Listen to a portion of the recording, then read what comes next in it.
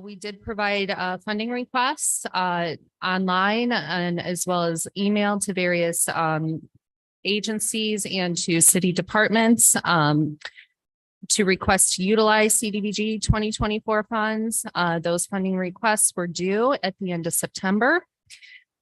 Just as a reminder, HUD guidelines, the administration fees are capped at no more than 20% of the grant, as well as public service is capped at 15%. What we have before you tonight is a proposed budget sheet. The first sheet that we're going to go over is going to list all of the funding requests that we receive and their total funding amount that everybody had asked for. Then we're going to toggle over to another budget sheet that is going to provide a proposed recommendation from the Community Development Department. Mona, can you? That being said, the goal is to have this committee tonight vote on a draft budget essentially. And by doing so, it would allow our department to go ahead and prepare a draft plan and put it out for public comment for the minimum of the 30 days that is required by HUD. At the end of that 30-day public comment period, we will bring any comments back to the committee and allow you that one last opportunity based on any comments received to make any final budget adjustments. And at that meeting, we'll ask for you to approve the final budget at that time. And then it'll go before full council for final review and approval. So like I said, tonight, we are asking for a vote, but to be a vote for a preliminary draft budget essentially. And then November 27th, when we reconvene after this public comment period, we'll ask for a final vote. So thank you, Mona. Mona has pulled up this budget sheet before you. It was also provided to you through email, and hard copies were placed in your boxes as well. What we are looking at is the administration fees. We do have that just below the cap. The housing rehab program, there is a request for just over $300,000. The housing rehab activity does pay for salaries and benefits and soft costs to run the housing and CDBG and other housing programs for the Community Development Department, as well as it will help to fund 10 to 15 emergency home repairs in the program year. Code enforcement, that $180,000 is to pay for a portion of 3 code inspectors down in the building department. These code inspectors, their focus is on CDBG target areas. Public facilities, we do have some carryover. The Penfield Phase 2 storm sewer project, that is not in the 2024 budget, but we put it on there because it is going to be carryover. We're anticipating the project to be completed by the end of this program year, but just so you're aware of where that's at. It is currently going through or about to go out for bid. The public facilities, the Parks and Rec Department, they put in a funding request for 2024 for Pocket Park development. So this is for the Pocket Park over there off of West Avenue. We do have, and I will note, the Parks Department and nonprofits here tonight to speak more on their projects. If you would, care to have them do so. Going down to the public services. So everything in purple is all public services. So that cannot total more than 15% of our anticipated allocation. So the Parks and Rec Department put in requests for their open rec, for their Reach and Rise, and for their senior programming. The Salvation Army put in a request for utility assistance. Spark Theater put in a request for youth programming, and this is where they would do assemblies and offer arts through their nonprofit. The Elyria Mini Pioneers put in a request for their Elyria Mini Pioneers program. Legal Aid put in a request for legal services that they would provide to Elyria residents. Goodwill put in one for employment training through their digital literacy classes. Neighborhood Alliance put one in for senior programming. Horizon Education Centers, youth programming. Adopt a School youth programming. Save Our Children for their ETAS program. that they run, the Big Brothers and Big Sisters. They put one in for youth programming, and the Lorraine County Urban League put one in for health services, post-COVID health services. So like I said, you can see the grand total of the requests here is at about $887,000. Our anticipated budget amount is currently, if you can scroll up, please, at the 764,378, and we just used our current year budget for our estimated amount like we typically do. So if you go over, you'll see that we're going to essentially have to cut about just under $125,000 from all the requests to meet our estimated budget. When HUD does give their final allocation, we will go ahead and increase or decrease each activity equally as we have done in years past. So moving on to the community development recommendation is the second one. Director Scott, if you don't mind, can I jump in on that? Pardon, yeah. So through you, Chairwoman. So this is where Director Scott and I had some dialogue around if we have to cut $123,000, where's that cut going to come from? And, you know, we've tried to pride ourselves during our time here to try to make this CDBG more simple for you all. So you're not sitting in here in a council meeting trying to figure out 5,000 here, 2,000 here. So when we saw two requests in particular, we felt like we could develop a win-win plan that worked for our community as well as work for the city of Elyria. So the two requests, the two organizations or entity requests that we felt there was a lot of room for us to make a difference was our Parks and Rec programming. And instead of funding this through CDBG, they asked for around 90,000. That we felt that one of the things we would propose to city council is just to fund this through either ARPA funds, revenue replacement, or through our general fund. So this is our programming, this is our piece, and we don't want to be competing with the community for our services. So that was one. And then the other one was the Goodwill employment training. So we know because this is economic development, we could enter into an agreement with them using other funds so that they could continue to provide that service to our residents, helping them get digitally literate and also helping connect them to employment opportunities. So just by those two moving out of CDBG into other funds, we were able to get beyond that 123,000 that was needed to cut. So that's the slate we wanted to present to you all tonight and provide, you know, an opportunity for our community partners to get the request that they asked. You know, one of the questions I always ask is if we do cut these programs, if we cut some of the funding in half, how does that impact the program? And for some of these folks, which I don't know, Chairwoman, if you're going to allow any of them to speak or present, but they can tell you about each dollar, especially when you think about Meals on Wheels, each dollar into that program is a senior being fed. So if we cut back on them, we're essentially cutting meals that could be fed to folks. So, you know, we feel like this is a win-win situation. We move Parks and Rec stuff out of this and fund it through other means of the city. We move Goodwill out of CDBG and fund that through other means. And if we do those two things alone, all our community partners can get what they requested. Thank you. Thank you, Mayor Whitfield. Ms. Scott, if I may, $115,000 for the pocket park? Is that what I saw? Through you, yes. What is that exactly going to be used for? Because it's not that big, or Mrs. Reardon, Director Reardon, if you want to come up.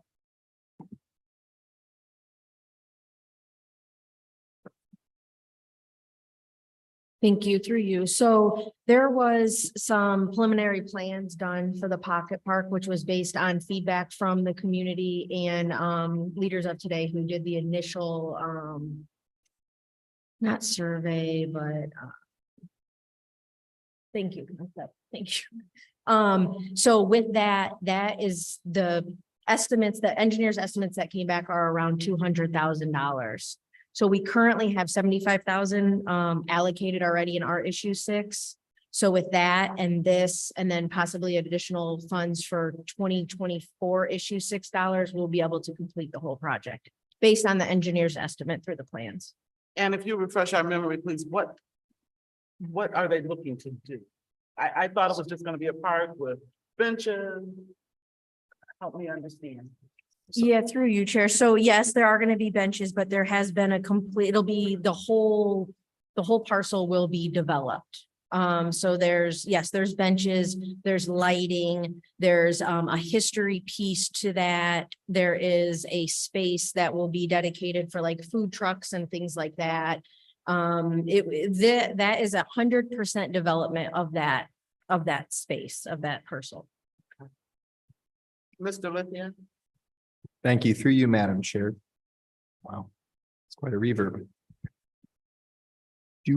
Is it possible to reutilize, I don't know if we still maintained them, but the instruments that used to be at that park by the library? I don't know if we still have them, but is it possible to potentially incorporate those into the pocket park or find a new home for those? Because it was a very nice tool for the kids in the community. Yeah, so through you, Chair, yes, we still have those. They're in storage right now, so that is a possibility, definitely. Thank you, Director Reardon. Are there any, Mr. Stewart? I had a question to the mayor in regards to the goodwill. How does that go into economic development? I don't see that as being an economic tool. Well, can you tell me about how you're understanding the goodwill proposal? The Goodwill Industries, you said it's an employee training and that would be paid out of typically, I thought it said issue 6, or where was that coming out of, ARPA? Yeah, I just wanted to make sure you were clear on what goodwill is. Goodwill Industries, you said employee training for 40, well, let me see, that's $41,490. That would be paid out of a different funding source other than the Community Development Block Grant. Well, just for the sake of the public to understand kind of what Goodwill does.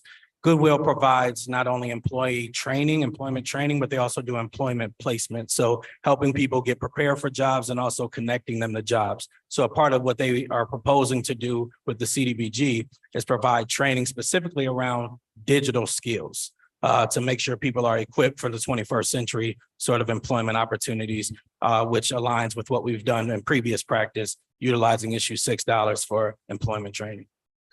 So then would those, so Goodwill is obviously a nationwide company. Would those pay employees be for malaria? Yeah, so the funding would only be utilized, and Councilwoman Mitchell and I were talking about this earlier. If we're able to craft an agreement, it's currently like that now, but in our agreement, we would make it so this is specifically for Elyria residents to be trained. Through you.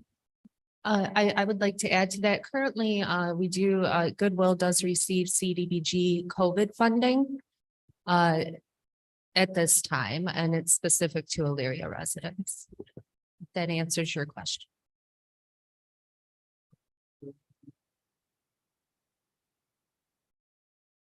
Thank you through you, Madam Chair, to Mrs. Scott, and also to Director Pulaski. Between the park, the Pocket Park project, and also the parks programming, and also to Director Reardon, if that would be more appropriate. With those items, should council so choose, would any or all of those be appropriate for issue 6 funding? Since that would be something that would be appropriated next year, it's all 2024. And I don't know, based upon the different categories for CDBG, if that would free up any CDBG money. Through you, we also have to keep in mind throughout this process that we can't exceed that 15% public service cap. So even if we were to free up some, parks, pocket park money, and put that down in the public service, can you scroll up so that they can see what that public service cap is? With where we have it at right now, we would only have $6,000 more that we would be able to budget into public service activities at this time before exceeding that cap. Now, we also have to keep in mind that with that cap, we can budget up to 15%, but when HUD looks at this, they don't say, okay, I mean, when they look at the plan itself, they're like, okay, you're not exceeding 15% of your total allocation. But when they do the actual calculation, they look at it at the end of the grant period based on your actual expenditures.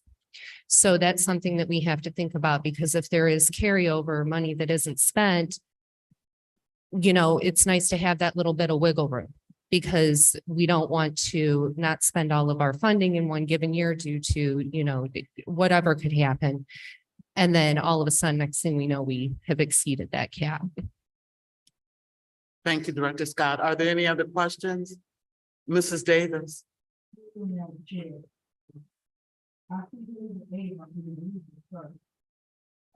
I know from my experience, when we try to reach out to legal aid, it's toll-free number that we have to call, we have to put everything that we do. Mostly we not know. So is this mostly, or is it going out to town all the time that we have to reach to, because we cannot do anyone to legal aid, and I'm not happy with it. Through you, yeah, we do actually have someone from legal aid here today that would better be able to answer that question if she is given the opportunity to speak. Please come up to the mic and give your name and address for the record. Good evening. Good My evening. name is Melanie Shakarian. I'm an attorney at the Legal Aid Society at 1530 West River Road. And Councilwoman, I totally appreciate and hear what you're saying. This investment of CDBG dollars is going to be very focused on the expansion of our clinics, the neighborhoods. Our phone number, which it goes to our Elyria office that serves Elyria residents, often gets overrun with phone calls. And so we've heard the complaints from especially the seniors in our community, and we are doing work to have more in-person clinics. So we're working with the library system to host over the course of the next year, more in-person clinics so people can have easier access to us while we still keep our phone lines open and have our online intake available. Thank you. Thank you. Mayor Whitfield? Through you, Chairwoman, I just wanted to thank Councilwoman Davis for that question and for bringing that up, because that is something that we've heard as well of the challenges of accessing those legal aid services. So I think hearing you say that out loud and your interest, I would love to make sure you stay in this loop as we're trying to make sure our residents get connected to these legal aid services. So thank you for elevating it. Thank you, Mayor. Ladies, continue. Through you. So at this time, I also did want to make the notation that our department did look at the health services that's being proposed with the Lorraine County Urban League. That actually would be a really good fit for some of our remaining CDBG COVID dollars, as well as the Salvation Army's utility assistance request for the 15,000. So instead of funding them with the CDBG 2024 funds, we can fund them with the remaining CDBG COVID funds. We do have a deadline that's coming up that we have to get that money spent. So these activities would be well suited to make sure that, you know, we do get that money out the door. Furthermore, there would be about a little under 3,000 remaining that we could put towards the employment training. So I did do a note there that there's $2,683 in CDBG COVID funds that we could utilize as, you know, and then the remaining issue 6 or wherever, if you decide to take it out of there. Yeah, we would like to know as well that a substantial amendment would have to be done to move some of this money. So we would obviously, if you do that draft plan and once you make that decision, we would get the ball rolling on that as well. So last but not least, you know, like I said, this is just essentially a draft budget that we're requesting consideration on tonight so that we're able to get this plan together and get it out to the public for public comment and review. And at the end of November, in accordance with our timeline that we had provided, you know, that would give us some time to get any comments, look at anything that we need to. And then at the November meeting, you can go ahead and make your final determination on how you would like to see these funds spent. I also would like to know that there are some nonprofits here tonight if you have any other additional questions or concerns. Thank you. Are there any questions from anyone on council on the panel? So, Ms. Scott, so there was an additional community development recommendation that was here, that was, I'm guessing, one of the options that was considered by initially before the reiterated version. Yes. giving- Through you, yes, that is correct. So that is prior, so that we had sent down to council clerks prior to making the amendment suggesting these other bucket or pockets of money. Mr. Stewart, I'm gonna remind you to go through the chair. Thank you. Excuse me, Madam Chair, Thank I you. stand corrected. Thank you.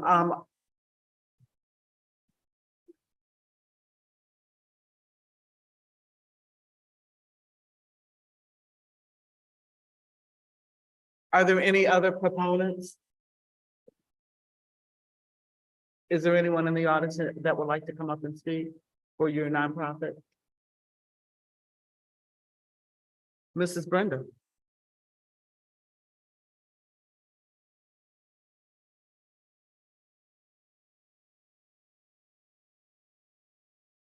For the record, please state your name and address and your organization.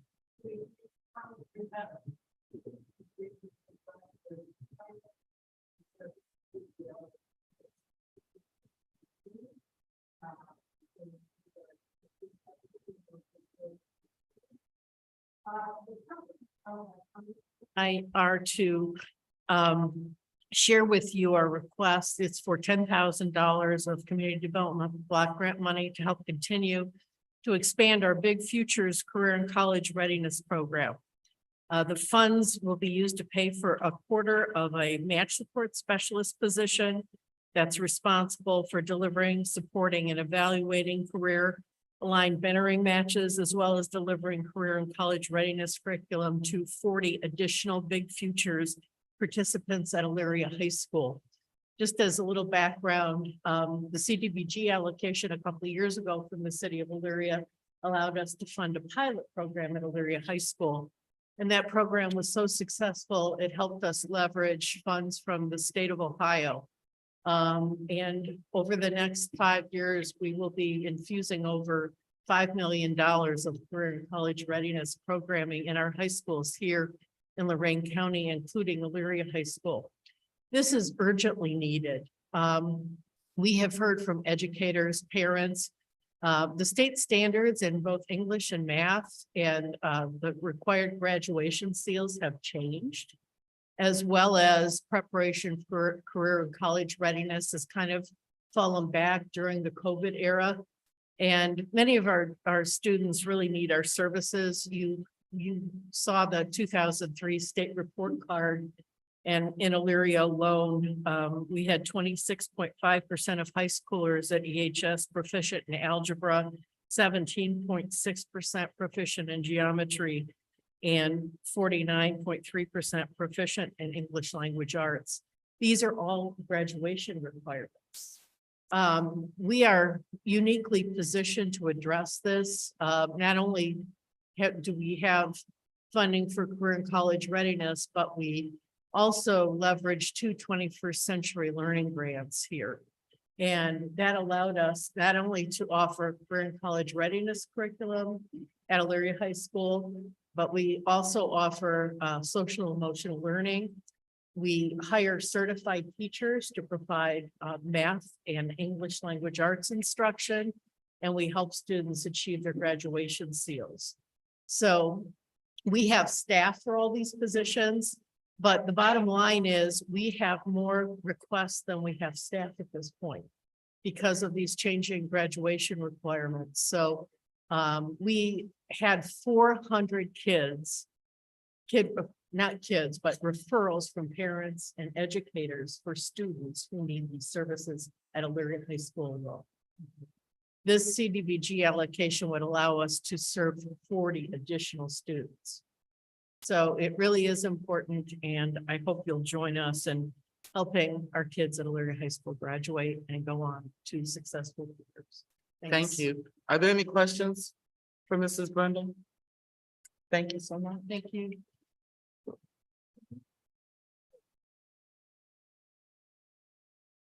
If you give your name and address for the record, please, and what organization you're representing. Yes, thank you. I'm Alicia Foss, President and CEO of Neighborhood Alliance, 265 Washington Avenue, Elyria. I just wanted to make sure everyone was aware that our home delivered meals program, which is what we're requesting our funding for, is now operating out of the former YMCA, thanks in part to the funding that you approved previously for us to build the kitchen in that building. So that is up and running. The home delivered meals program is running out of there now. At this point, So far this year, up through July, we've served 265 Elyria residents with that program. And we have 100 more that are on our waiting list. So this funding would help us to provide another 1,875 meals to Elyria residents over the next 4.5 months, once the funding is approved. And that is going to make a significant impact for all of those residents who receive the meals. This is emergency funding for us. This is while they wait to get on our regular home delivered meals program.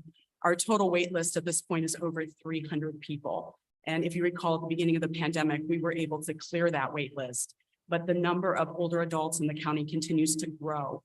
And we're continuing to see people call in on a daily basis requesting these meals. So it's really important that we continue to work to secure funding to make sure that people are getting the food that they need. Thank you. Ms. Foss, thank you. I'm gonna say one thing. I had a resident call who could not get through. She called and called and called. She called me. I called and called and called. I called the mayor's office.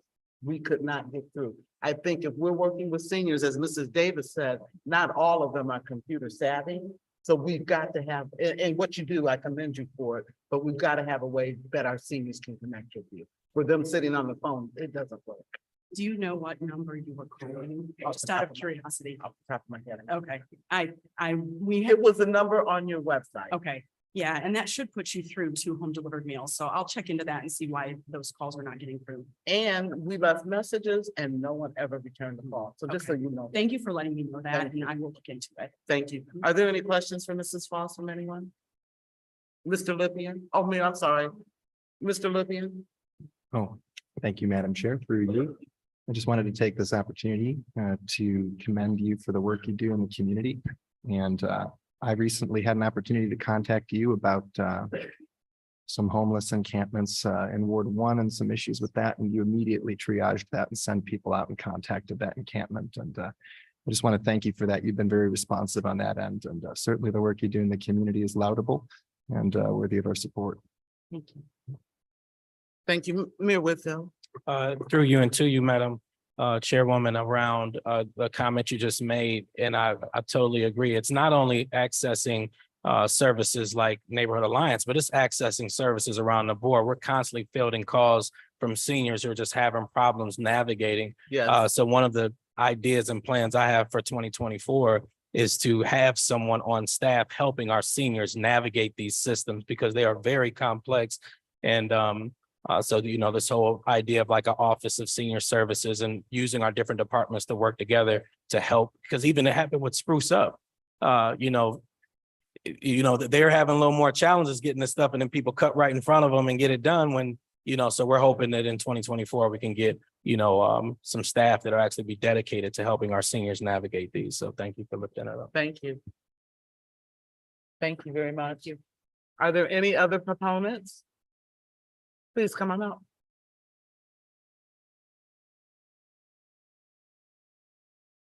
Please give your name and address for the record, please. Rachel Andresi, I'm 957 Livermore Lane. And I'm the director of Spark Theater Company, which is under there as youth programming, and we are a nonprofit. We provide 100% outreach services for schools, community centers, and also some libraries and Boys and Girls Club. And so we've been using the CDBG funding for several years now to offer Saturday classes in a variety of topics like playwriting, improvisation, filmmaking, and we do that at South Rec every Saturday throughout the fall.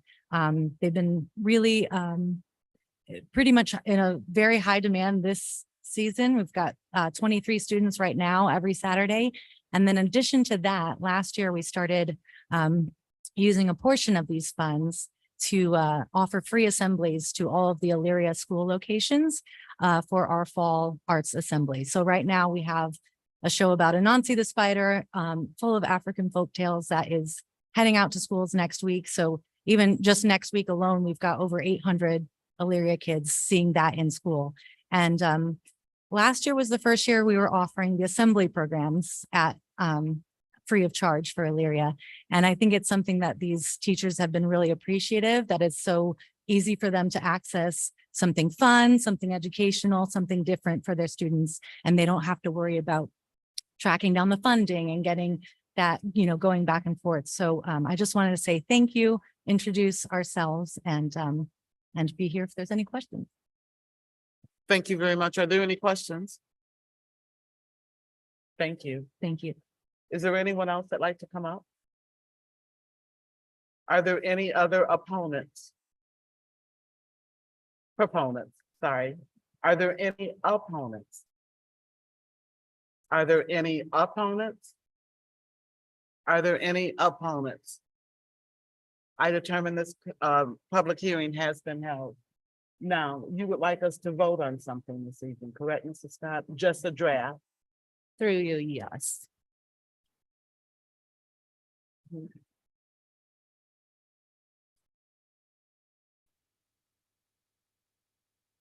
Yes, so and I know that this is a little bit different through you.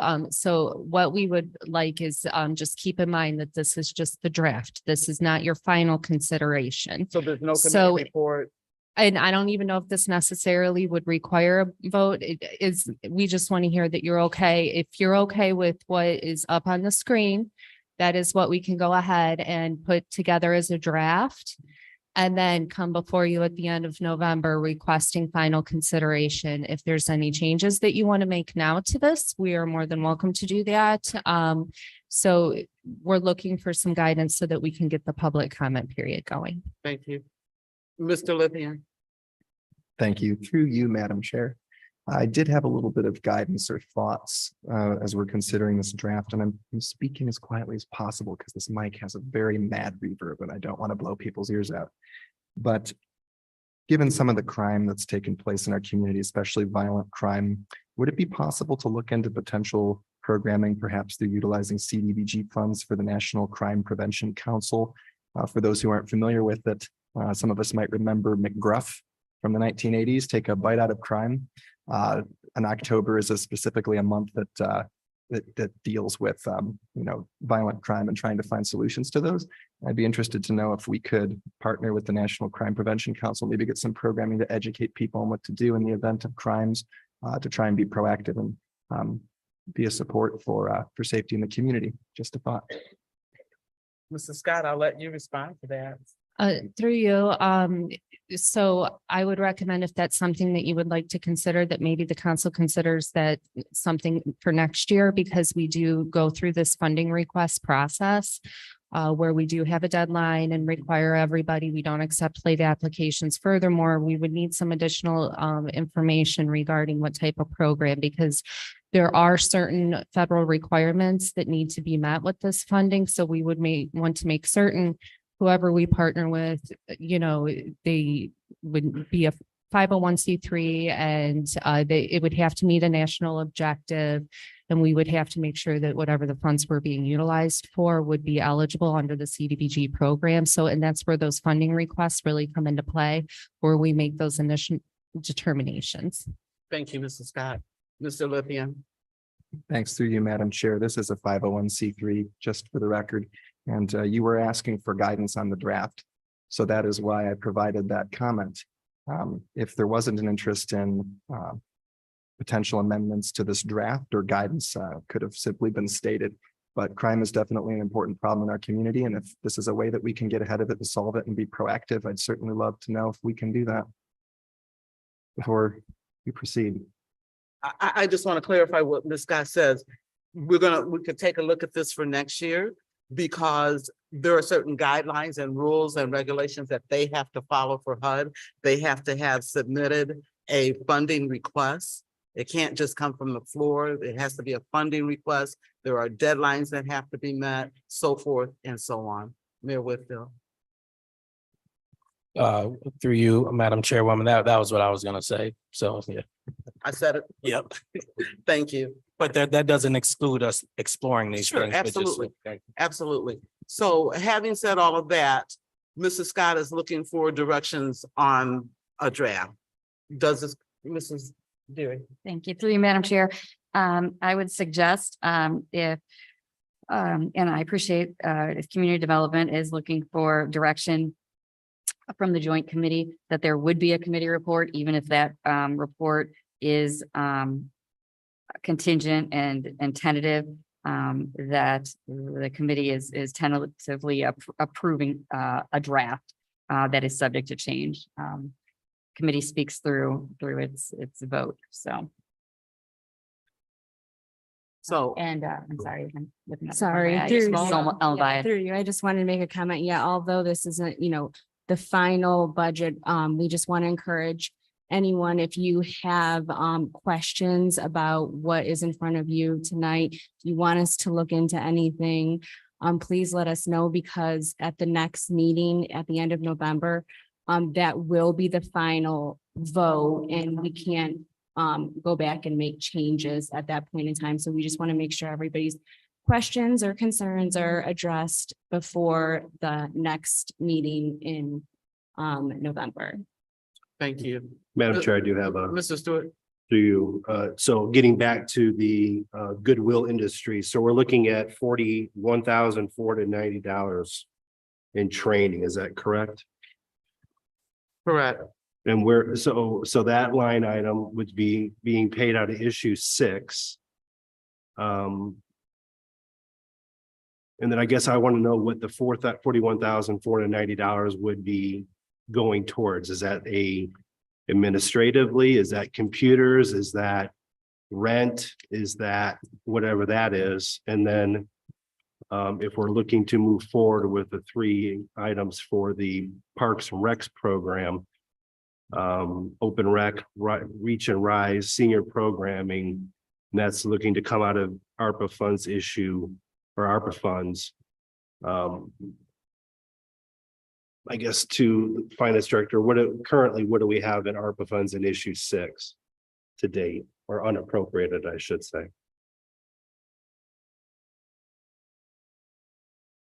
Through you, Madam Chair, in the ARPA fund, there's $3,348,378 unappropriated.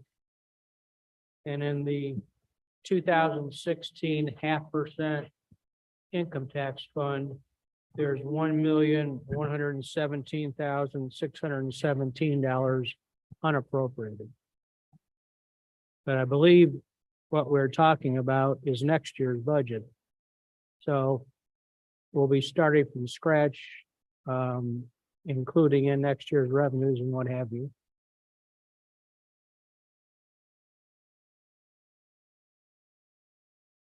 So community development again is looking for a draft that they want to work from. What is your pleasure? Ms. Davis?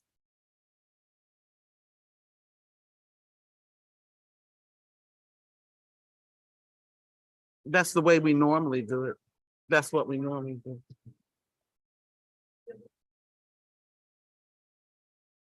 Director Scott or Ms. Mona? This budget will be included in the plan that we send out to the community. So the community is asked to respond to the budget that would essentially be put before them. So this is basically saying what we're planning on doing with the money, and they're commenting on that. So that's why we're approving a preliminary draft of it. So yeah, basically we can amend based off of what they say, but just so they have something to look at. Otherwise, we're just saying we're going to fund public services, we're going to fund infrastructure, and they don't know what we're planning on doing.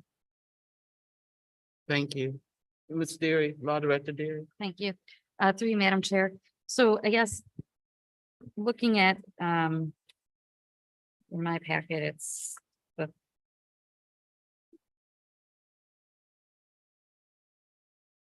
which pay, do you have a proposal, and maybe I'm looking at right at it and don't realize it, that where it indicates that the Goodwill Industries is going to come out of issue 6, that the parks programming would come out of ARPA? Do you have that proposal? Because I do think that if that is the proposal that is going to go out for public comment, that you do need to have that and before the committee. If that is the proposal that. Through you, yes. So we actually, through you, sorry. We do have that. If you look, Mona, can you hover over So it is on the Excel spreadsheet. We could make that more clear and kind of divide that out more if you would like for the plan and state specifically. I do have it as a comment on each cell specifically, like that would be the ARPA. And then it would have the CDBG COVID, as to where that would go down. And I would want to also, and I'm not even certain, and this would be for the law director, if a draft vote is necessarily required this evening, or if it's a collective, okay, yeah, we'll put this one out for comment and then go back before you. So just so we can get the plan out there. But if it would be your preference for us to amend the spreadsheet before it goes out for public comment, just so it's a little bit more clear, we can add additional columns in here to where it would say the ARPA, the CDBG COVID, the issue 6, just so it would be clear if that would be your preference. Well, through you, Madam Chair, just as a response to that, I just think it's important that the proposal that goes out for public comment shows that everything balances out. So we're not showing this negative number. I do think that's confusing. So Through you, yes. So the only one that we would have available for public comment, it would be this screen right here. So it's labeled as the 2024 draft allocation number 3. But if you go to the top of the page, it'll say it's the community development recommendation number 2. So the other 2 spreadsheets, those are just for informational, those were for working purposes. So it's this specific spreadsheet that we would be looking at putting out for public comment. Thank you. So what would the committee like to do? Don't everybody speak at once. So since no one is saying anything, I guess Madam Chair, Mr. Sarah, just a quick question. Excuse me. So in the past, we have kind of gone with whatever their actual recommendation was after doing what we just did. And pardon me if this has been answered because the hearing in here is kind of tough, but is this the one that you would choose? Your office? Through you, as long as all of the other funding sources are eligible uses, under those different funding sources, we are not opposed to this plan. It would fund everybody that did apply at the end of the day. So we are not opposed to this. And as a follow-up, I mean, if after the comments come in at the final meeting, we can change whatever we need to at that time if you so see fit or we do. Is that correct? Through you, yes. So, and that's kind of the idea of the public comment period is, to let the public look at this, see kind of what your initial decision is, and then get their feedback, because then at that next meeting, it will give you the opportunity to make any final decisions. So if you want to, determine that you want to change this up a little bit, you would be willing, or you would be able to do that at that time. So this budget that's before you tonight, it's what's proposed. It's not the final determination. We will ask for that consideration at the end of November. Thank you. Having heard that, Madam Chair, I would recommend we move on with this and put it out for the draft for the comments, public comment. and move, Mr. Sarah, thank you. Move on with which one? The one that they just presented, The recommendation number 2? correct? Second. Are we voting? Through you, Madam Chair, since this will be coming back to committee on November 27th, I would say that this matter would be essentially tabled until then, pending the public comment period. Okay. Assuming you have the information that you need. Ms. I'm Lawler? sorry. Through you, I just wanted to get clarification because all of our subrecipients, they have really great programming. And I want to make sure that everybody gets funded and they're able to do their projects as they anticipated. So my only question would be that I would want to make sure with the Parks and Rec and Goodwill that council would support using issue 6 funding and the ARPA dollars to fund those programs, because I know Carrie is depending on if we do move ahead with this, I would hate to see it that we were depending on funding her programming through ARPA, and then it turns out that we can't do it for whatever reason. I'm not saying we can't, I don't know if we can. So I want to make sure that we're covering all of our bases just to make sure we're able to fund all of the programming because it's very valuable programming for the city of Elyria. So I will turn to Law Director Pulaski, Finance Director Pulaski. Do we have money in ARPA and issue 6 to fund all of the Parks and Rec and Goodwill? Through you, Madam Chair, and to you, as I mentioned, there's 3.3 million unappropriated in the ARPA fund currently and 1.1 million in the 2016 0.5% income tax fund. And these items, again, will be part of the 2024 permanent appropriation. So we'll be starting a new budgeting process shortly.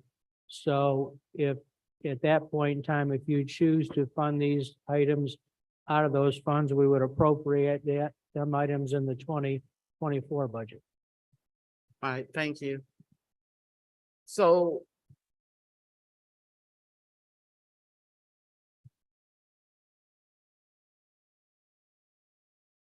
do you want to speak on this? Law Through you- Director, Through you, Madam Chair, I've only had the opportunity to briefly speak with Finance Director regarding these funding sources earlier today. I don't have severe concerns. However, I think it would be premature to discuss the appropriateness and to give a fully, I guess, fully vetted go ahead. As far as ARPA funds being revenue replacement, I think there's not much as far as a decision to be made there. Obviously with issue 6, I know council is pretty particular and I'm not being critical as far as that, as far as issue 6 funds being used. And that's something that Mr. Pulaski and I can have further discussion about and get a definite answer pretty quickly. But I'm not prepared to make an answer right now on the fly. Mayor Whitfield. Through you, Madam Chairwoman, I think what the community development is looking for is just some consensus around the concept. I don't think that they're looking for you to make a vote tonight. As the finance director mentioned, there's a whole budget process that this will be built into for you to vote on all of our budget, not only the general fund, but issue 6 and ARPA and any other funding tools we have. But I think what they're looking for is just some head nods, some consensus that there's support for this, because otherwise, as Mona mentioned, we run the risk of not supporting our Parks and Rec, that we zero out. And then when it comes time to put funding into Parks and Rec, that people may not support. So I think they're just looking for, yes, I would support in theory, ARPA funds being used for our Parks and Rec expansion for next year, for programming. And I would support job training for utilizing issue 6 for job training, which again, there's already a precedent for that. So the eligible uses, I think you've heard and know that it's eligible. I think what they're looking for is some consensus that this body would approve that. Thank you, Madam Chairwoman. So I'm just gonna say, I don't like this process that we're doing. This is new. This is not the way we normally do it. I like the way we normally do it, where we decide who gets what and how much they get and so forth and so on. I think that process has always worked in the past. If it ain't broke, don't fix it. So going forward, can we just go back to the way we've always done it?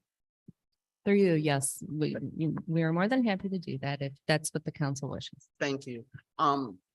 So just so that we're clear, we are all in agreement to do recommendation number 2. Yes? Through you, Madam Chair, I'm in agreement moving forward with giving them directions, but I'll reserve the reservations to, I'm questioning the goodwill portion of this. And we can continue to have. Right, that because, discussion. but at that point, they're gonna need some type of direction as far as if that's the funding mechanism that can go, and that was originally in the original, that was kind of community development of funding, I think it was I don't think it was. Got this other one over and through.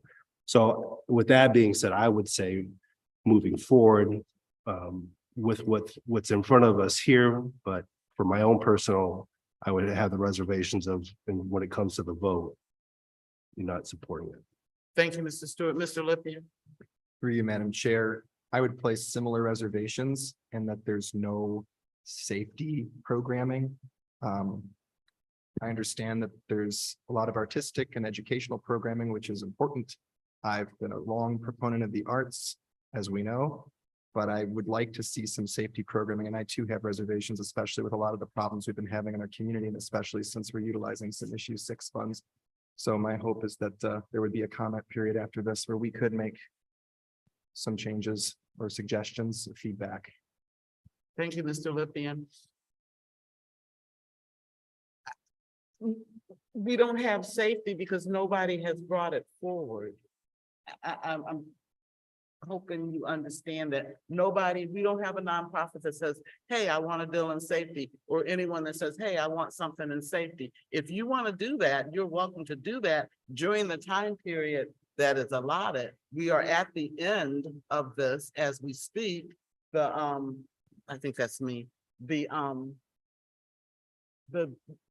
timetable to get their applications is over. Is that correct?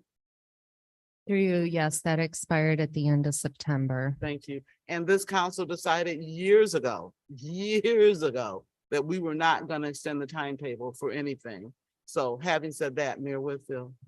Thank you. Through you, Chairwoman. I just want to provide a little context just in terms of, I know we've been at this discussion for 55 minutes now, but just to put some context to this, the alternative to doing this process. So again, since we've been in office, what we've tried to do is present to you recommendations, taking into account our expertise in our department, et cetera. What we've seen in the past is city council has had long meetings like this, doing 2,000 back on Second Baptist, and then Second Baptist gets up and says, we need 2,000 more, and then Big But Brother. we like So this. so we've tried to, We like so we've tried to relieve y'all of that sort of, No, we don't want you to. because sometimes what's not taken into account, as I mentioned with the senior services, is each dollar that we cut is an actual impact in the community. So it's bigger than just numbers. There's actually an impact. So what we tried to propose here is something that would fund all of our community partners and allow us to continue doing our programs as a city. So that's what the ultimate proposal is. We're trying to relieve you of the of doing the work that really is, in my opinion, the work of the administration and the work of administrators to present to you recommendations. So that's the purpose of why we've tried to clean it. And it's worked the past 2 years. The past 2 years, we've come to you with something clean. You've approved it. We've moved on. It's a little different reaction today, but that's how it's been the past 2 years. Mr. Lippian. Thank you, through you, Madam Chair. And I think it's perfectly reasonable to say that we have some disagreements with some of what's on this program, or that, as Mr. Stewart said, we've had some reservations, or we'd like to see some things on there that aren't currently on there.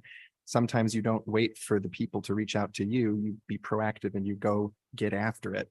So I think that it's okay to voice some concerns and thoughts about what could be there that isn't. That's part of why we meet and discuss these things. So. Councilwoman Mitchell, can I make one comment on that? Because I didn't respond to that. So Councilman, through you, Madam Chair, to Councilman Lippian,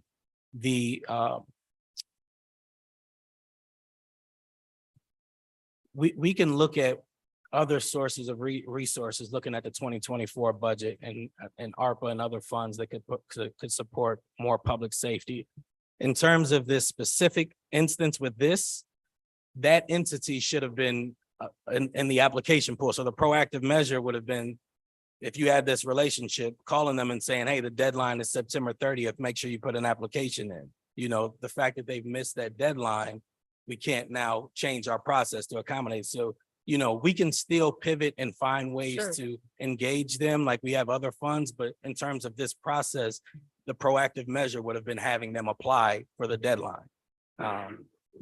But Ms. Davis had her hand up. Ms. Davis. Yes, ma'am.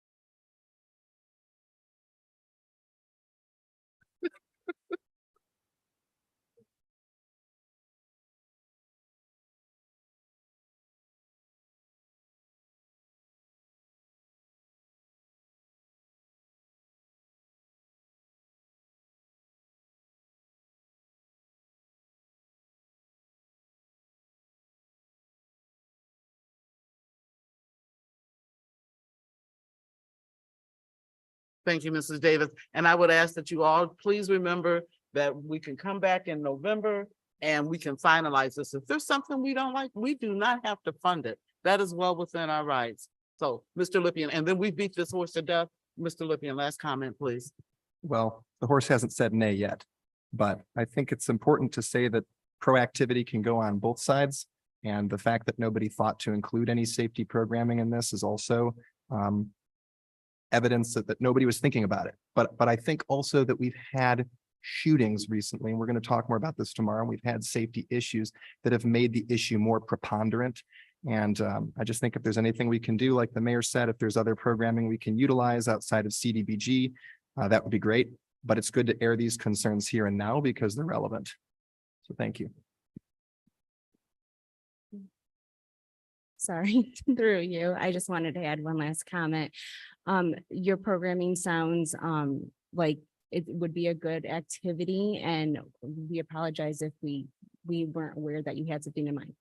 But we would love to see an application from you or from this nonprofit that you're working through. And what we can do is a lot of times our subrecipients don't spend all of their money. So in that instance, we could do an amendment to possibly fund this program in the future. Thank you, ma'am. You're welcome. Thank you. Thank you all for coming up and speaking about your organization. We are going to move on. Item number 3 is the matter of a downtown facade improvement application for 200 East Avenue. Ms. Mona. Yes, thank you. We have an application for a downtown facade improvement program from the Venue Church. The Elyria Economic Development Committee did meet on this. They agreed, excuse me, to approve the application. This grant is for up to $10,000. I believe in their budget, 50% of that would be $6,500. It is for signs, so the activity is eligible. It is in our designated downtown. The applicant meets all of the criteria for the program. Thank you. Are there any questions from Ms. Mona? I would say, just to make a comment, Madam Chair, through you, I'm a part of that committee with Ms. Mitchell and Mr. Gillette in regards to this sign that's being brought before us. I think it's going to make a nice statement to the building and add a little bit more flair to it and, you know, recognize that church. So I would in full support of it. Thank you, Mr. Stewart. Are there any other comments or questions? Seeing none, I'll read the committee report. We have considered the matter of downtown facade improvement program application for 200 East Avenue. And this is an ordinance authorizing the said application for exterior signage on the building of 200 East Avenue. And this was approved by the EEDC committee on September 25th, 2023. Can I get a motion from community development? So moved. Second. I'm sorry, who made the motion? Motion made by Mr. Lippy and second by Mr. Snyder. Are there any other questions? Question. All those in favor say aye. Aye. Opposed? Motion carried. Can I get a motion from finance? So moved. Second. By Mr. Garrett, second by Mr. Farragon for discussion, question. All those in favor signify by saying aye. Aye. Opposed, nay. Motion carried. Thank you. The next item on the agenda is the matter to partially forgive a rehabilitation lien at 792 West River Road North. Director Scott. Through you, so Andrea Hall, the owner, she entered into a community housing impact and preservation program agreement with the city back in September of 2016 for a total contract amount of $32,100. So included in the scope of work was the replacement or repair of one basement wall, which under the specifications, that was for a total of $12,910. Well, after completion, the wall did end up cracking.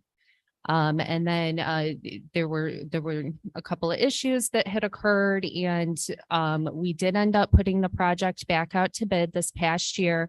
And she just currently went under contract under our CDBG program to have this basement wall fixed. So as a result of her now being under the CDBG program, a new lien has been placed on her property, essentially for the same thing that the prior lien was for. So her request was to forgive, due to the time frame. There's a 20% lien remaining on her property for the first agreement that she was under. She's only requesting forgiveness of that basement portion of that 20%. So that would only be $2,582. So the rest of that would remain on her property from her original agreement. A copy of her request is attached. So community development has been working with this. And we do recommend reducing the lien for the portion of the basement only. And that the remaining balance would be due and payable when Ms. Hall transfers, sells, or conveys interest in the property, or she no longer occupies the property as her legal residence, as with the rest of our agreements. Thank you. Mr. Sarah.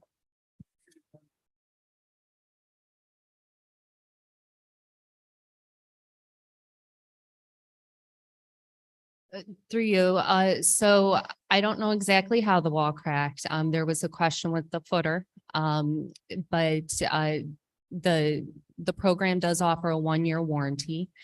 And there were some discrepancies about how the wall would get fixed. And in the meantime, unfortunately, the contractor had passed away.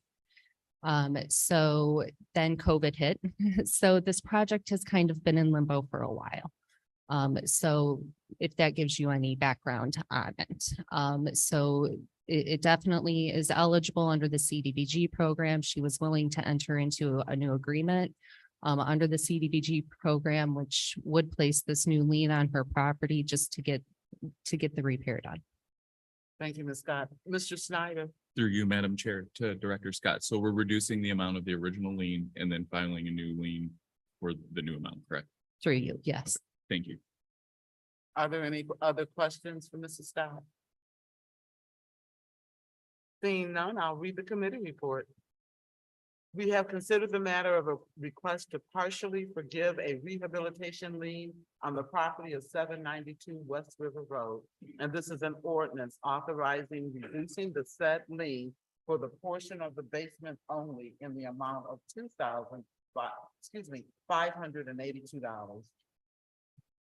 Mrs. Law Director Deary. Through you, Madam Chair, just for my own understanding, Mrs. Scott. So the new lien will be $3,838. Through you. So the original lien for the CHIP program, that $3,000 would be remaining on the property. She has a new lien for the new contract amount, which I don't have that dollar figure, but I believe it's between $15,000 and $20,000. But under the CDBG program, that will be forgiven completely after 5 years. But the original lien that she did have would just be reduced down because she had other work done on the property. All right, thank you. Are there any other questions? Oh, wait. I need a motion from, sorry, she threw me off. I need a motion. So moved. Second. Moved by Mr. Oswald, second by Mr. Snyder. Question. All those in favor say aye. Aye. Opposed, motion carried. So moved.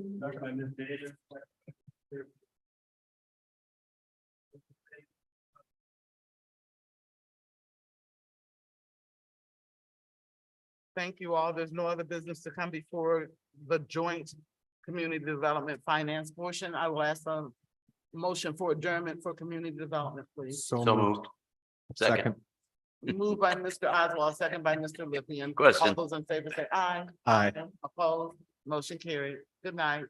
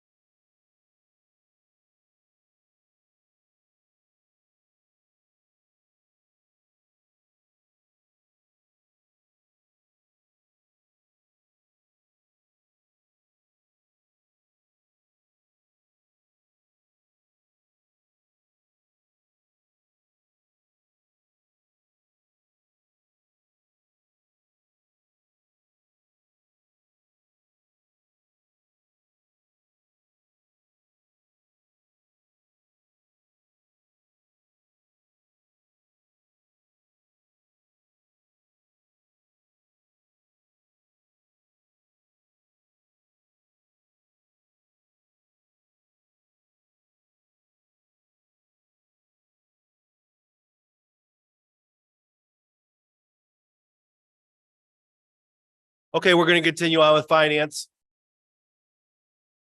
So I was.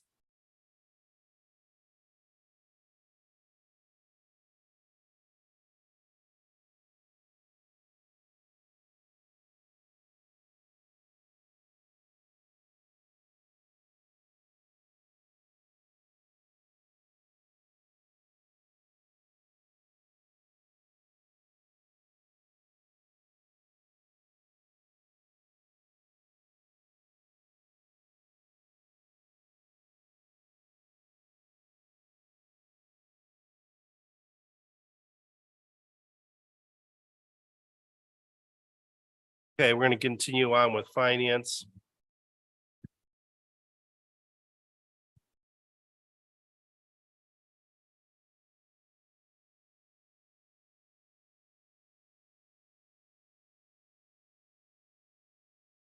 September 25th of 2023.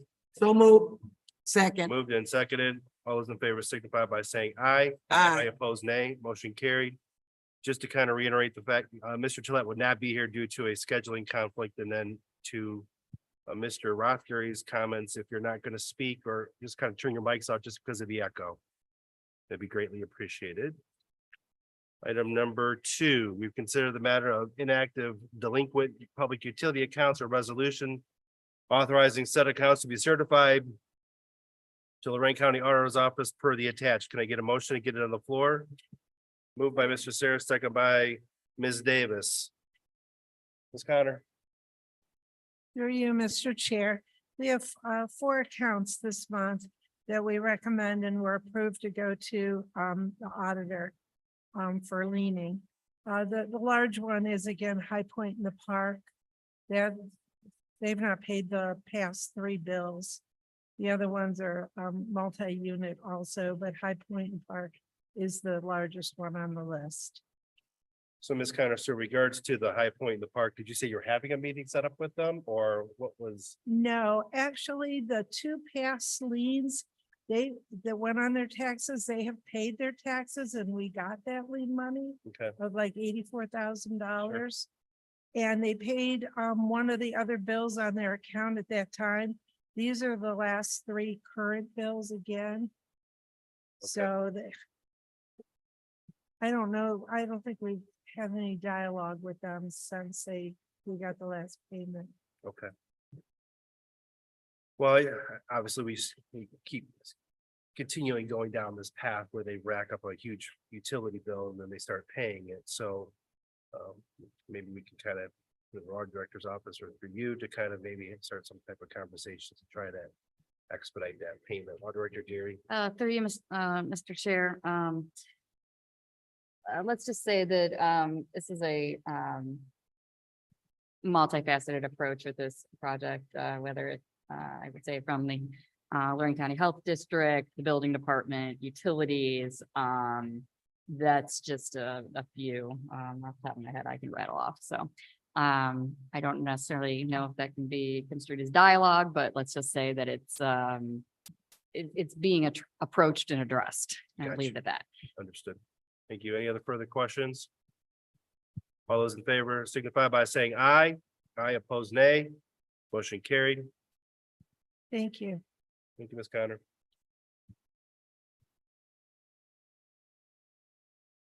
Item number 3. We consider the matter of placing liens on the attached list of properties for boarding up and securing of those properties. A resolution authorizing said charge to be certified as liens to the Lorraine County Auditor's Office per the attached. Can I get a motion to get it on the floor? Moved by Ms.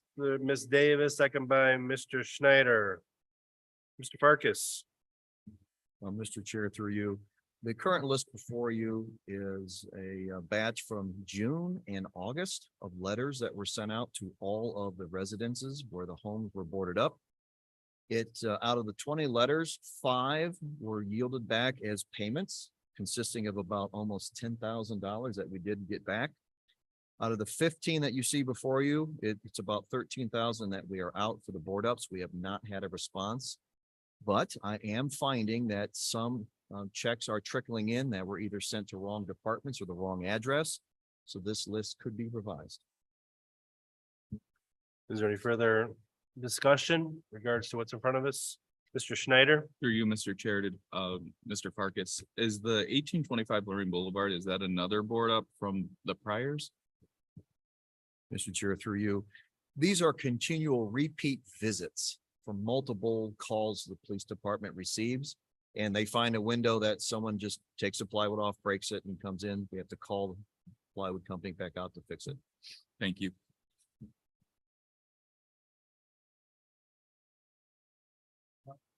Question's been called. All those in favor signify by saying aye. Aye. Aye, opposed, nay. Motion carried.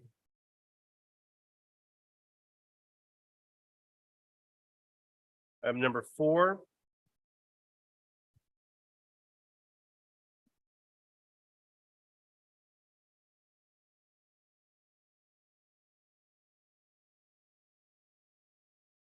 We've considered the matter of finding that the city has 22 Rico copiers that are unfit for municipal use and are to be disposed of by the best means possible.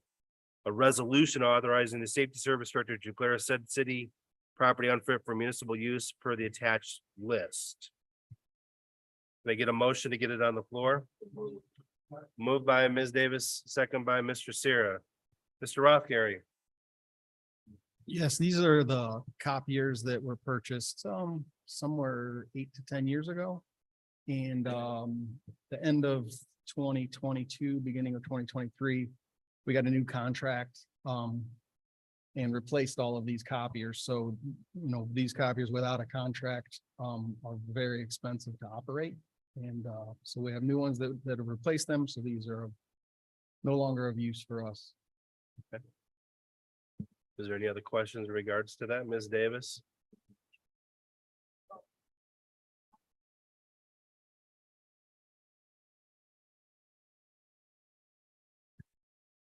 Online auction.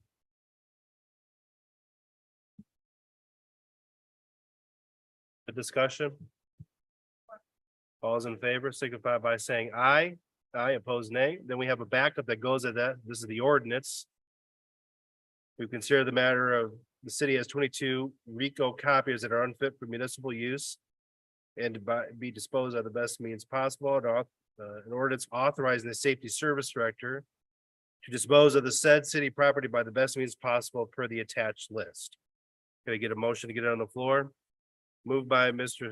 Schneider, second by Mr. Sarah. Is there any further discussion? All those in favor signify by saying aye. Aye, opposed, nay. Motion carried. Law Director Derry. Through you, Mr. Chair. Mr. Rothgary, if you could just, for purposes of the legislation, send an exhibit with, I don't know if you have. I wanted to say VIN numbers. That's not right. Some kind of serial numbers or something for identification purposes. We'll attach it just so we know which ones you're getting rid of. Oh, do we have it? Oh, never mind. Thank you very much.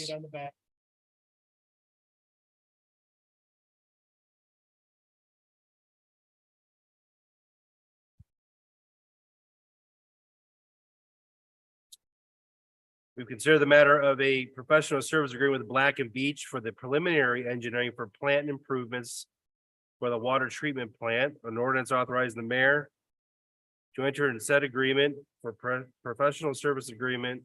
Standard emergency applies. Can I get a motion to get it on the floor? Moved by Mr. Sarah, second by Mr. Snyder. Engineer McKillips. Thank you. Good evening through you. Chair, this is a request for a professional services agreement with Black and Beach. A couple years ago, the city received a grant for a study at the water plant, water pumping treatment plant. And from that study came a list of projects that we need to do. A couple of issues that we need to do immediately. And what we need to do to look forward to increasing the capacity of our water treatment plant. Through a quality-based selection process, we selected Black and Veatch Corporation to provide services for what we're calling phase one, which includes preliminary engineering for the plant improvements as a whole, procurement services for the long lead items, equipment wise, that we would want to get rolling because the lead time could be over 12 months, 12 to 18 months for some of these facilities that we need to install at the plant. And then also a full design for the immediate issues that we need to take care of as per the request by EPA. This contract we're looking at is $527,255. Money is budgeted in the water fund. And we do request that this be passed as an emergency so that we can get started on the immediate issues.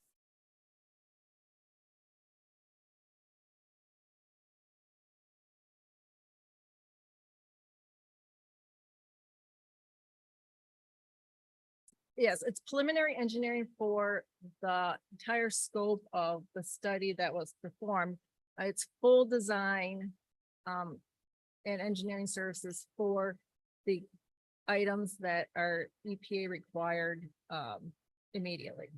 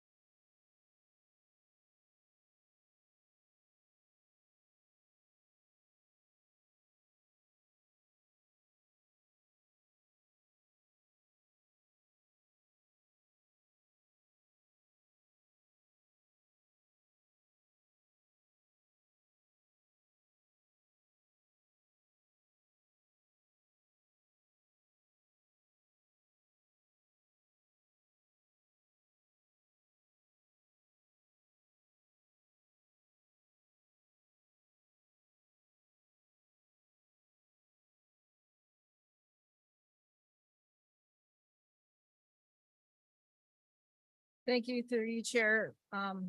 Yes, we did submit the grant application to NOACA for this TLCI wayfinding project last Friday. We applied for this project 2 years ago. We were not funded. So this time we are also applying for the same project with a few tweaks and trying to gain points for scoring so that hopefully we get part or all of our project funded. We are adding, in addition to wayfinding signage throughout the city, we are adding some sidewalk improvements on Kerstetter, lighting improvements under the railroad underpass on Kerstetter, and some bike racks at East Falls Riverwalk, as well as Sharrows and share the road signs that will help connect the existing bikeway that Lorraine County Metro Parks built several years ago that ends there at Elm Street in West Ave. And we'll use the Sharrows and the signs to basically direct people over to Cascade Park, where there's also a path. And we're basically improving the connectivity for pedestrians and bicyclists in that section of the city.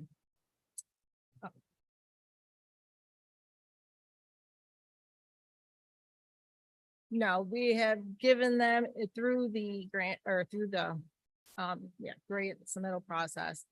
We did notify NOACA that the legislation is in process, and then as soon as we get it, we will forward it to them, so they are aware.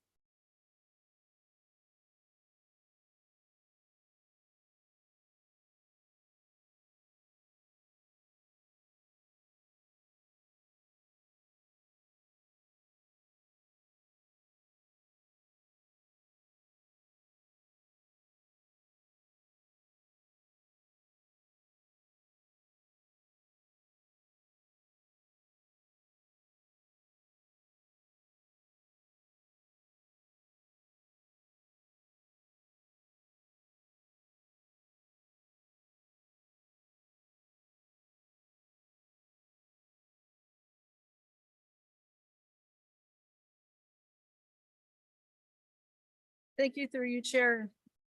Our emergencies sewer repair contract is a regular, maybe annual, biannual contract. Earlier this year in March, I came before committees to get a change order to the 2022 contract of $150,000 that took half of our 2023 budgeted amount of $300,000 so that we can extend that contract beyond our busy construction season. We've tried bidding the project out, during the construction season. It doesn't work very well when we're trying to get sewers repaired. Anyway, this is looking towards the contract for next year, and we would like to have that next contract be about $300,000. And I did reach out, and actually Mr. Farrell had reached back out to me about the funding, and majority of that funds will be used in 2024. There may be some that'll be used yet this year after we get the project bid and awarded. So it'll just depend on timing. Finance Director Pulaski, can you weigh in on? Through you and to you, Mr. Chair, I believe there's enough appropriate in that line item for right now, so we may have to address it later on depending on what projects we do or don't do, but I think there's plenty of money to cover the contract right now. Okay. Mr. Sarah, did you have your hand up? Okay. Is there any further discussion? All those in favor signify by saying aye. Aye, opposed nay. Motion carried. Thank you, Ms. McKillips. Is this an emergency, Ms. McKillips, on that? Yes, please. Does the motion concur? Does the second? All those in favor signify by saying aye. Aye, opposed nay. Motion carried. On the amendment. I keep telling you to go, but you're still right here. My apologies. Number 8. We've considered the matter of change order number 1 for the concrete repairs for primary settling at tanks numbers 3 and 4 at the wastewater treatment plant, and ordinance authorizing the mayor to enter into said change order for repairs of the wastewater treatment plant. Funds are appropriated. The sewer fund emergency is requested since the project is currently in progress. Can I get a motion to get it on the floor? Moved by Mr. Schneider, second by Mr. Sarah. Ms. McKillips. Thank you through you, Chair. This is a request to approve change order for additional funds for our project at our wastewater treatment plant, our primary settling tanks, basically getting a complete concrete overhaul. And the contractor has given us a price at the request of the city to do additional work that involves concrete, the replacement of a floor hatch, waterproofing, epoxy injection, and additional concrete work for a cost of $98,172. We request that this be passed as an emergency also. Okay, so we have, so a question would be, so when they're looking at these initially, is that some of that stands out initially when they're doing making those assessment for the tanks at that time instead of coming back for the drink, or does something happen during the construction or looking at it and then? Well, while the contractor was there on site doing the work at the primary settling tanks, there was additional work that was brought up in the area that had to do with a hatch while they were there. It made sense for them to look at that work. And the long lead time, it's not really a long lead time, but there is a lead time for the hatch door. They're going to change it out to actually a different hatch name. So we're going with a Bilco, it matters, but hatch. And that way, the area that this work is being completed will basically be at the, I don't say best condition, but it definitely needed to be done. It was work that was not included in the primarily settling tanks, just because of the location, but it's in that vicinity. Law Director Geary. Through you, Mr. Chair. I'm attached to this, referral is ordinance 2022-193. So this would be the change order 1 to that ordinance. Is that right? Or is there a different, is this a different project? I don't know if you attached this or if clerk's office did. I don't think so, but the original contract amount was 389,000. Yes. Yes, I have the original contract, 389, 300. If you could get my office the ordinance number. Sure. Thank you.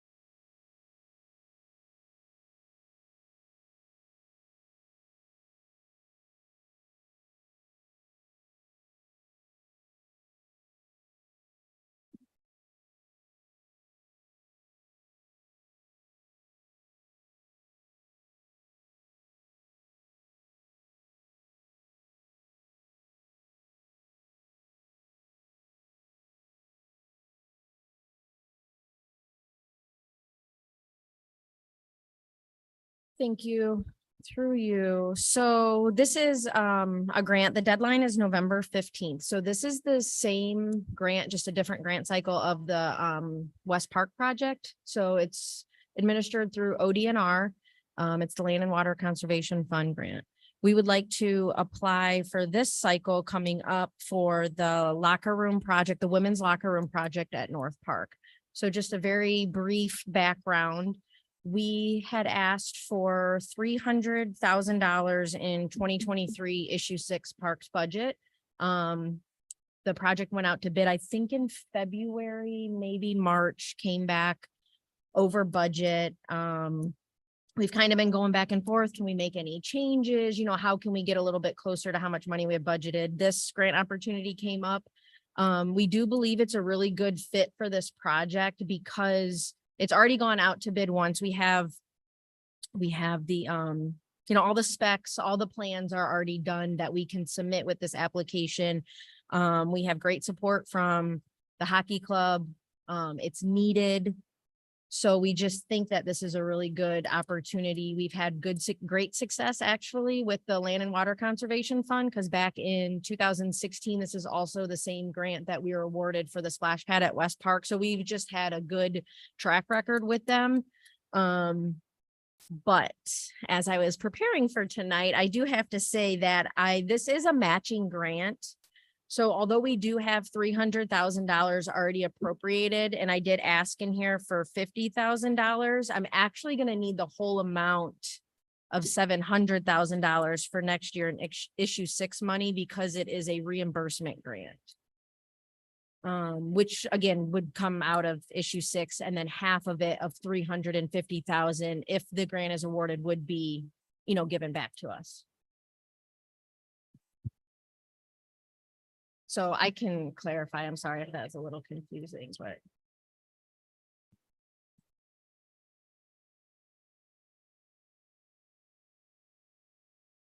Through you, Mr. Chair. So I have on my exhibit tonight for appropriation, adding 50,000 to your account in this year's budget. Is that correct? So actually, nothing needs to be added in this year's 2023 budget, but I do need it, and I forget what the wording is, and I apologize, but I will need something from your office to go with the application for November 15th that says the money is available. But we won't even find out about this grant until spring of 2024. So you're not going to enter into a contract for the project or nothing this year? Okay. No, and in fact, it'll probably be mid to later. If we're even awarded the contracts, the agreement, excuse me, we typically don't even get from ODNR until like June, July to actually, even go into an agreement with them. Okay. Because I was out last week at a conference, but I see where the appropriation for tonight was adding 50,000 to your capital outlay. So if what you're saying is true, I'll just scratch that. Okay, yeah, and like I said, we will not spend any money this year for it, but I will need something in writing from your office, just says that the money is there, so we're even able to apply for the grant. Okay. Thank you through you, Mr. Chair. I know most of the grants that the city applies for are not, it's not the case, but every great once in a while it is. There's nothing binding about the application that says if it's offered to us, we accept it. So the only reason I'm asking is because in that case, then in all likelihood, Mr. Pulaski will need to appropriate money because then, I mean, we're in. So I just want to make sure that that's not the case with this grant with ODNR. Through there's Okay. nothing else that I know other than, Okay. we accept it and then we go into the agreement with them sometime in 2024. Okay, thank you.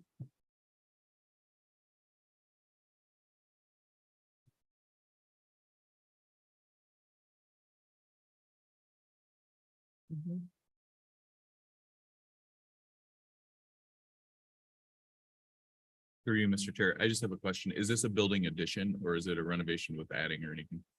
Through you, Chair, is it complete edition? Okay, thank you.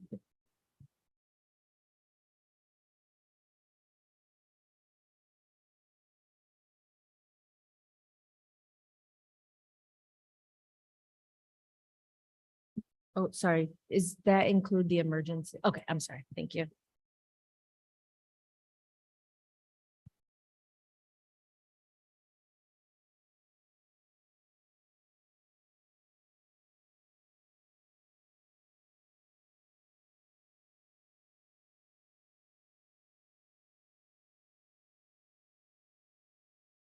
Come again? Yeah, that was the only one that I had, so